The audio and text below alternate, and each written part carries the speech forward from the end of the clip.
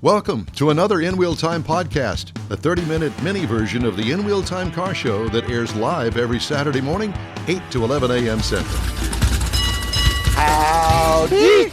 It's the In Wheel Time car talk show. Just ahead, ever wondered about how safe your passengers are in the back seat, or yourself if you're sitting in the back seat, or cared? Consumer Reports' Emily Thomas talks about rear seat safety features, and I think you're going to be surprised. Konrad will have This Week in Auto History, and we'll get you updated on the stories making car news this week. Howdy, along with Mike out of This World Mars, King Konrad DeLong. We need more Jeff Zekin. I'm Don Armstrong. Glad you could join us today. Thanks so much. Now, direct to Consumer Reports and Emily Thomas. Emily, a pleasant Saturday morning to you. Thanks for getting up and putting on makeup and looking all fit and fiddle up there. And we appreciate it. So thanks for being with us. Thank you so much for having me.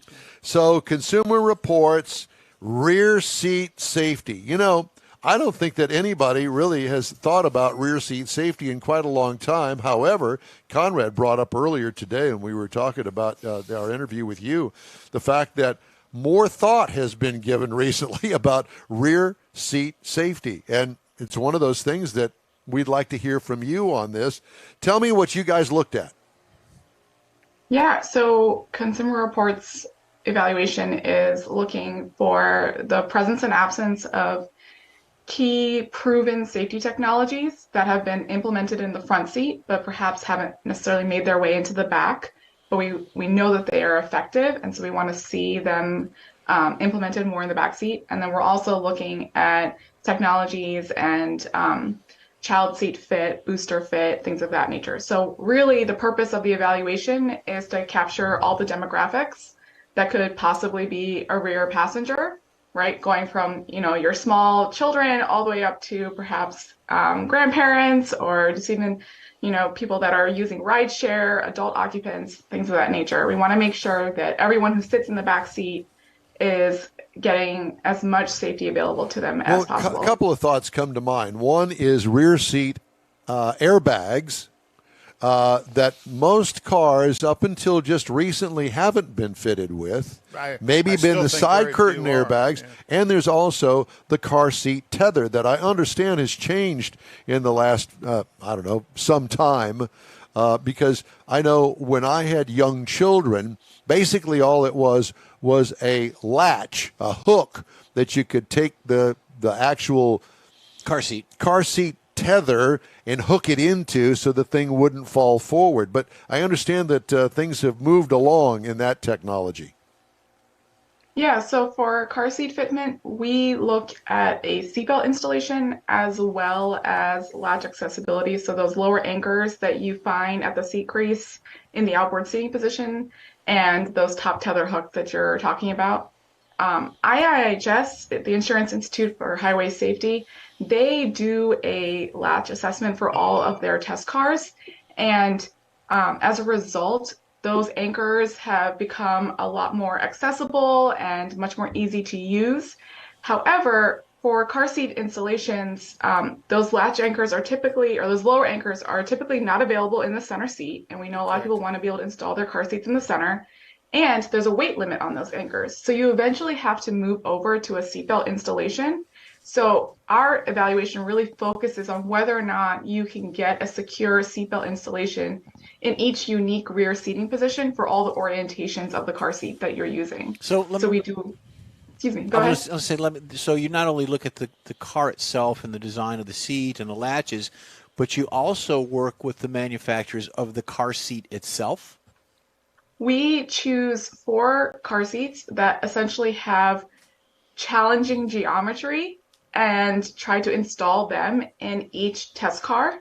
And essentially the idea being, if you can get a secure fit with one of these really challenging seats, then the likelihood that you can get a secure fit for a less challenging car seat is pretty high. So that's one aspect that we look at. We look at whether or not you can fit 3 car seats across the rear seat. And then in terms of other aspects of child safety, we're looking at booster fit, how well does the booster sit in each seating position, buckle access for the kids, My 5-year-old is recently transitioned to a booster, so I'm seeing it in my everyday life also, how hard it is for him to access some of the buckles on his own and be able to buckle himself. We also look at a newer technology that prevents heat stroke in vehicles. So rear occupant alerts that would provide you with a reminder at the end of the trip, but we are also optimally looking for systems that use occupant sensing, even if you've exited the vehicle, to alert you to motion in the car and really try to reduce these vehicular heat stroke cases. And isn't that one of the real big difficulties with rear child seats is, everybody has the baby shower and somebody gives them a child seat, but nobody gives them the training how to install it correctly for the child that's in there. That training, I think, is hypercritical to making sure that they know how to put it in correctly. Absolutely.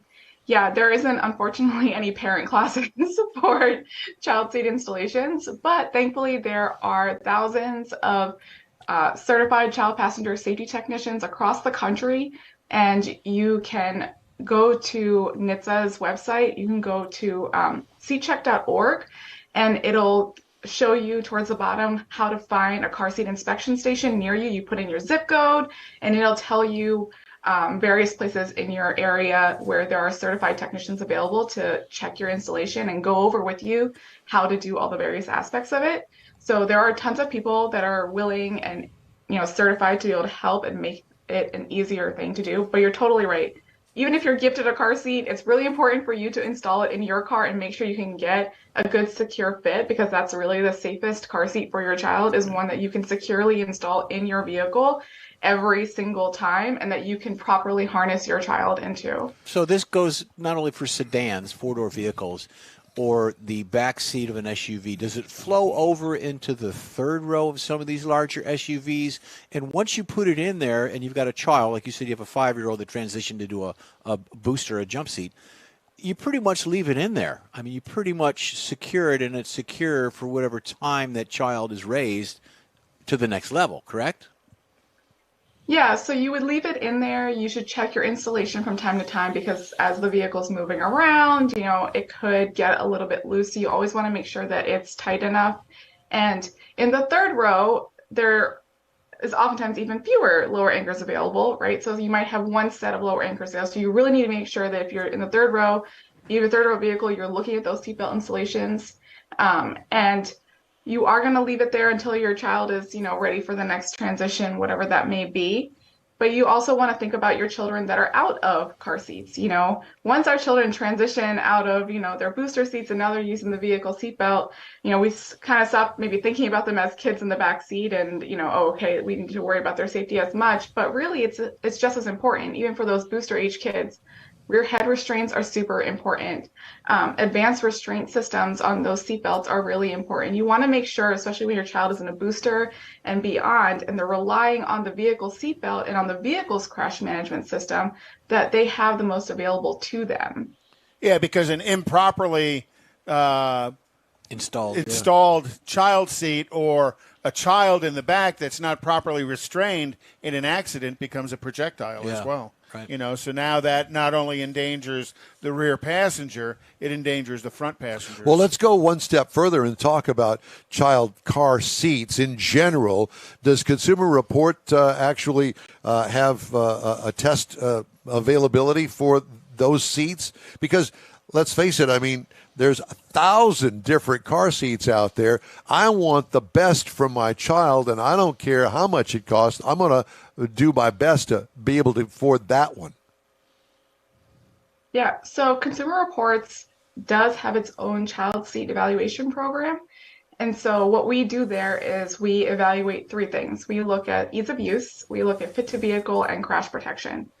And because our philosophy is that you can't get optimal crash protection if you can't secure the car seat inside your vehicle or properly use the car seat, we really weight the fit to vehicle and ease of use portions of our evaluation higher than crash protection even.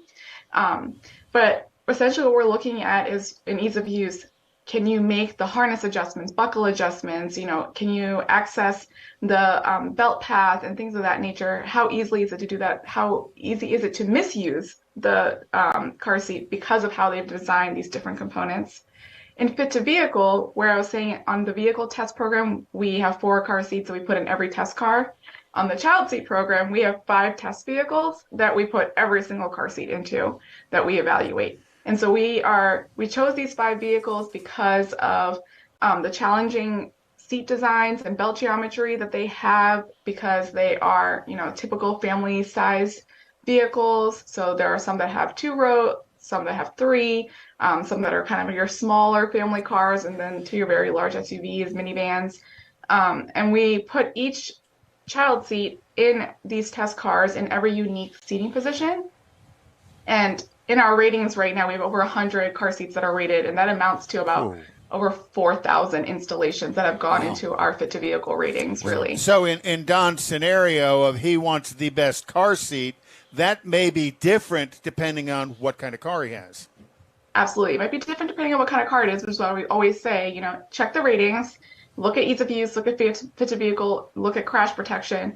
And then before you really nail down that seat, you might need to buy a couple different seats, try them out in your vehicle. And if you can't get that secure installation, then that's not the seat for your family. So, you want to be able to return that car seat and get something else. So the other part of our evaluation is crash protection. And we do independent testing of the seats. We basically are looking to see what additional margins of safety is being provided by the seats, because all car seats that are sold in the US, they have to meet the regulatory standard. So they're all safe for this basic standard of safety, right? This minimum standard of safety. And our evaluation goes a step further. We tested a higher energy pulse. We use a real vehicle seat on our test bench. We simulate a front seat back, because if you've sat in the back seat of any car, you know there's a front seat in front of you. The government test does not have that. So ours is really meant to be more representative of current vehicle rear seat environments and geometries and stiffness. And so our evaluation is looking at these additional margins of safety that a car seat can provide, so that you can differentiate it against its peers. And so let's not forget. Yes, I was just going to say, and let's not forget, on some of these cars or SUVs, a lot of them now have screens on the back of the front seat, which could affect the person that's sitting in the back seat in the event of a crash. You're talking about like video screens. Yeah. Right. There's all these different things that are in the vehicles now. And so even for our simulated front seat back, we take the regulatory standard that defines, kind of how soft the surface is where a head might hit in the rear seat. We take that standard, we took foam that's compliant to that and extended it for the whole length of the front seat back. Trying to be forward thinking about, maybe eventually at some point we'll be able to take that compliance and move it below just where like an adult's head would strike, but also where a child's head would strike. And we're looking for that interaction that could potentially happen between the child's head and the front seat back, especially in a rear-facing car seat. But in the laboratory, we are limited to one crash direction that, we can do repeatably. And so in the real world, we know that crashes are typically multiple events, right? You're not just having a singular impact necessarily. And so we are looking to see if there are any structural integrity issues that happen in our testing that might impact or compromise the car seat's ability to either retain the child or stay secure to the vehicle seat in that very likely scenario of a subsequent crash event within the same crash in the real world. Sure, there's a big difference between crashing into another car and having the car roll over. Right. Or pinballing. Yes. Exactly. Are there any considerations made with the research and development of this for the EVs, knowing that the batteries are in the lower part of the vehicle? Are there anything center of gravity change? Yes, center of gravity change. But is there anything specific that you look for on an EV, or are there engineering things designed differently? So in our evaluations, we're not doing those types of considerations because we don't do vehicle crash testing. So really, when the manufacturers are designing their cars, they have to do their own set of testing, and the car seat manufacturers, as they see the industry and the design of vehicles changing, they're doing their own due diligence as well. But when we're looking at installations, we're trying to make sure that you're really tying that car seat well to the vehicle to optimize on the vehicle's crash management system. Okay. So regardless of what type of vehicle it is, if that's attachment from the car seat to the vehicle is secure, then you're really going to be able to benefit from what design the vehicle has. Well, Emily, listen, we could probably ask you 1,000 more questions, but I know that it is a Saturday, even where you live, and we're going to let you get back to your life. But we sure appreciate you taking the time. Very informative. Yes, Thank you. very much so. And hope to have you back again. Next test that you have, be sure and give us a ring, and let's talk about it. Very good. Thank you so much for having me. I appreciate Thank you. it. You Thank bet. you. Yeah. Emily Thomas with Consumer Reports. Always Very love cool. talking to I Consumer had Reports. posted her seatcheck.org website as well as Consumer Report, CR.org, because that seatcheck.org, what a great bit of information that there are places here in Houston you can bring your seat. Yeah. And your Yeah, car, did not and know they'll, that. they'll Yeah, teach you how to mount it correctly because I think so many people have no clue how to mount it Well, correctly. I'm going to be a grandfather in Right. March. I'm pretty excited about Mike, that. it makes you want to go out and have more kids, doesn't it? No. And so I know that I am going to have some input in the car seat realm for the new baby. Yeah, you get to buy it. and probably. And install it. And the other thing is that, when am I going to buy one for my car? You got to put one in the Corvette. That's what I'm thinking. Yeah. No. Because the Corvette, you're not. That's supposed to be a rear-facing seat. Not with a frontal airbag. Well, with a front airbag. Now you can turn off that front airbag. Yeah.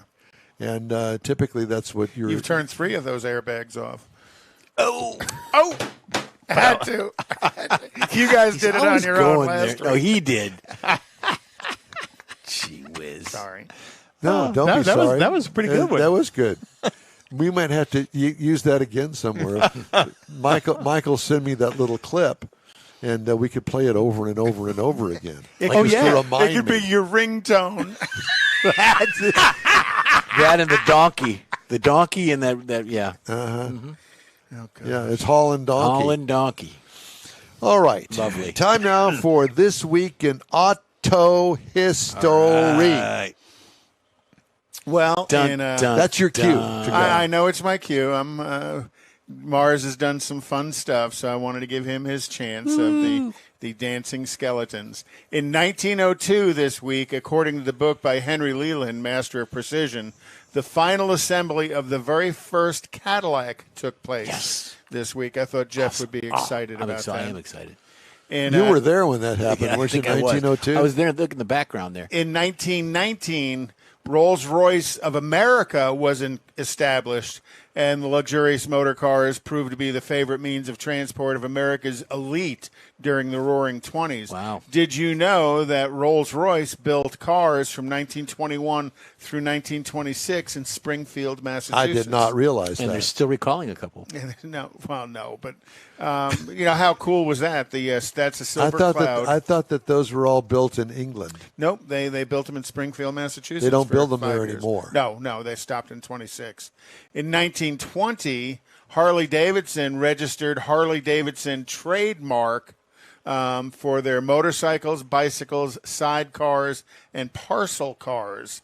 I didn't realize What's that a parcel car? it would be like a trike with a box on the back of it. Oh, for kind of delivery. like the old police things that Yeah, they used to run around the Astrodome Or in all the like a time. little 3-wheeler. A tuk-tuk. A tuk-tuk. A tuck- tuck-tuck. yeah. Oh, tuck-tuck. In 1936, the first You look Volkswagen tight. test drive of the 1936 prototype was this week in history. That's it? Yep. That's asking to be tubbed out. So that was waiting for it to get bugged. It looks like But a that bug was eye. the Type 1 prototype. I'll be. In Does it still exist, I wonder? Yeah, it's in a museum over in Wiesock, Germany or something like that. Okay.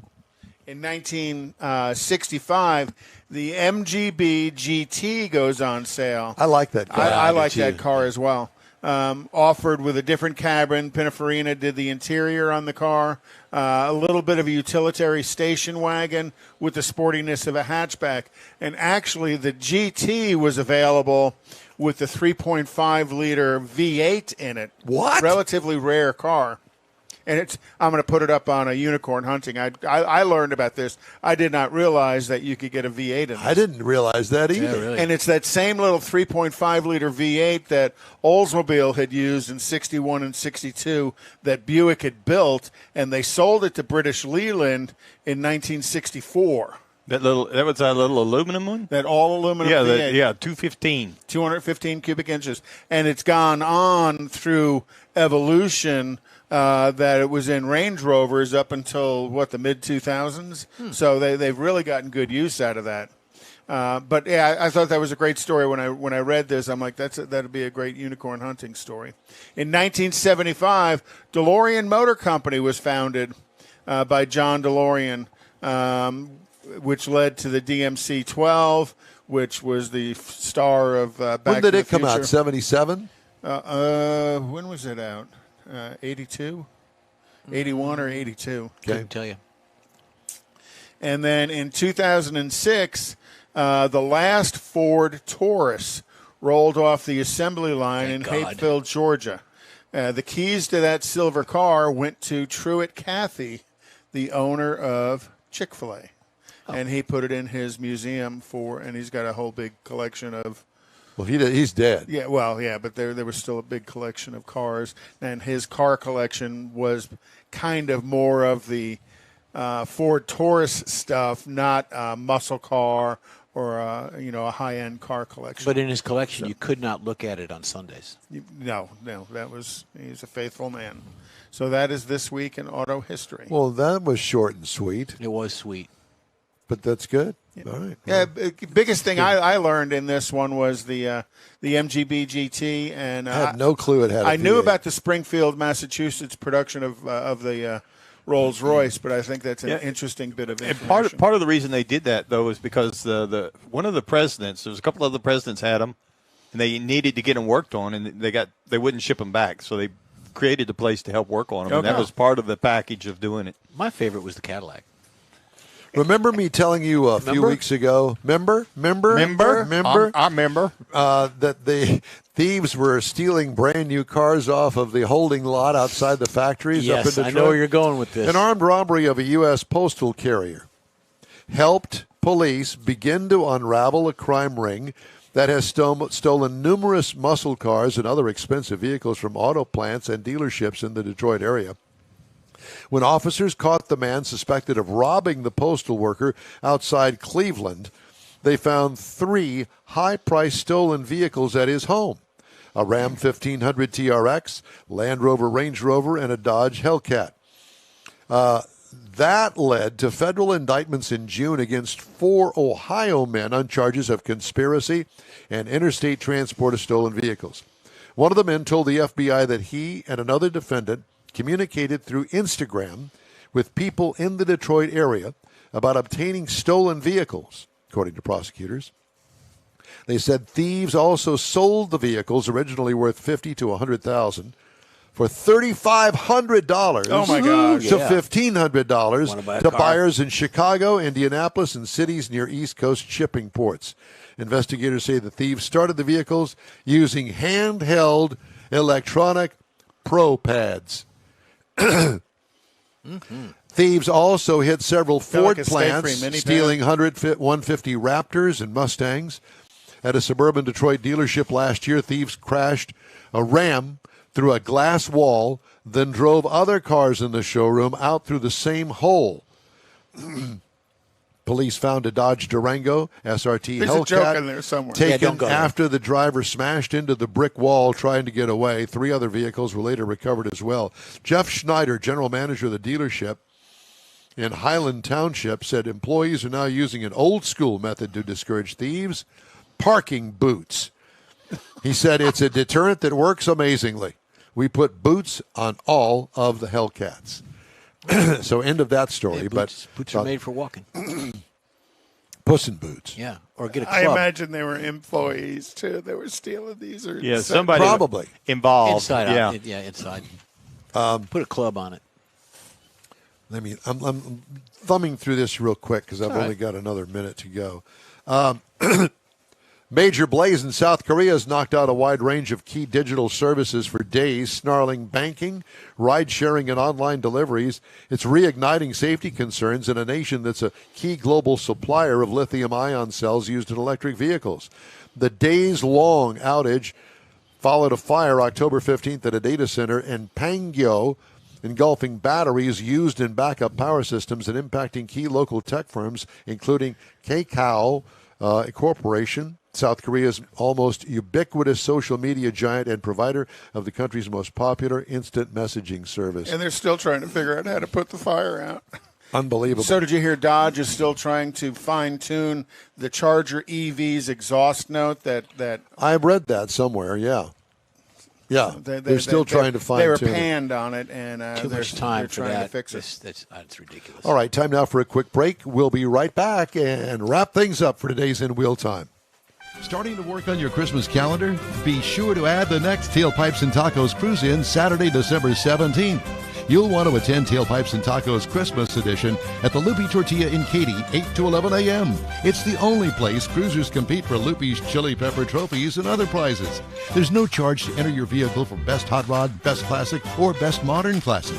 Tailpipes and Tacos is Houston's coolest and most unique cruise-in and is your opportunity to see the best hot rods, show cars, classics, and resto mods. And get Loopy Tortilla breakfast tacos with adult beverages. There's no entry fee and cars will automatically compete for those much sought-after custom Loopy trophies and other prizes. It happens at the Loopy Tortilla Tex-Mex in Katy on the Grand Parkway at Kingsland Boulevard, just south of I-10. It's the Tailpipes and Tacos Christmas Edition, Saturday, December 17th. The In Wheel Time Car Talk Show will be there too. Celebrate the Christmas season with friends and family at Tailpipes and Tacos. Saturday morning, December 17th, 8 to 11. We'll see you then, weather permitting. Want to take a minute to tell you about Gulf Coast Auto Shield, a Houston detail company like no other. Gulf Coast Auto Shield offers paint correction services that'll give your car, truck, or SUV a like-new shine. Afterwards, you'll want to protect it with a professionally installed nano-ceramic coating or protection film. Worried about your very expensive windshield getting damaged, broken, or cracked? Let Gulf Coast Auto Shield install Exo Shield, a windshield protection film. Give John Gray a call today or check out their website, gcautoshield.com. Hey, whether you own a new, ultra-expensive, exotic, or a 5-year-old Suburban, Gulf Coast Auto Shield will help keep your investment looking like the day it rolled off the assembly line. Gulf Coast Auto Shield is conveniently located on the South Sam Houston Parkway, just south of I-69, the Southwest Freeway. Meet the staff and check out all of their services online right now at gcautoshield.com. The In Wheel Time Car Talk Show is now part of the iHeart family. Now you'll have access to 24/7 Car Talk anytime you need a fix. Just download the iHeart Radio app and ask for In Wheel Time Car Talk, and there we are. Be sure to save us in your iHeart library for instant access. No matter where you are, you have the best Car Talk Show right on your PC, laptop, or mobile device and never have to worry about finding us again. Of course, you can always get access to our video and audio streams via InWheelTime.com and your favorite podcast channel, and all of this is free to you. From the iHeart Radio app, you'll not only hear our Saturday morning live show, but the best shows of the past, updated weekly. Never miss a minute of up-to-date new car reviews, pre-owned reviews, Konrad's Car Clinic, informative interviews, automotive news, and the most fun car talk show on the planet. Just download the iHeart Radio app, search for In Wheel Time Car Talk, save it to your library, and with a tap of the icon, you'll be in touch with your favorite Car Talk team. In Wheel Time Car Talk, streaming now on iHeart.com/In Wheel Time Car Talk. Well, that's a wrap for this week's In Wheel Time Car Talk Show. When you're online, check out our Facebook page, give us a like, tell your friends about us, and share our junk if you would, please. You'll get Konrad's Unicorn Hunting features along with all things automotive all week long for free, including new car reviews, upcoming events, cruise-ins, racing events, and other goodies. You can find the In Wheel Time Car Talk Show 24/7 on the iHeart Radio app. In Wheel Time can also be heard and seen live on Facebook, YouTube, and on InWheelTime.com every Saturday, 8 to 11 Central. 30-minute podcasts are available from your favorite podcast provider 7 days a week. The N-Wheel Time Chief Engineer is David Ainsley. Our Marketing Advertising Manager and Video Technical Director is We Need More, Jeff Zekin. We do. For Booking Agent and Podcast Editor, Mike Mars, and Mr. Know-It-All, his royalty, King Konrad DeLong, I'm Don Armstrong. Today's N-Wheel Time Car Talk Show was produced by Herman and Lily Munster. Very good. Be sure to join us for the next 3-hour N-Wheel Time Car Talk Show. That's the live one, Saturday, November 5th, 2022, starting at 8 a.m. Central Time on all of our N-Wheel Time Car Talk outlets, right here on the Smoke and Mirrors Network. Have a great, safe Halloween weekend. Until next time, car lovers.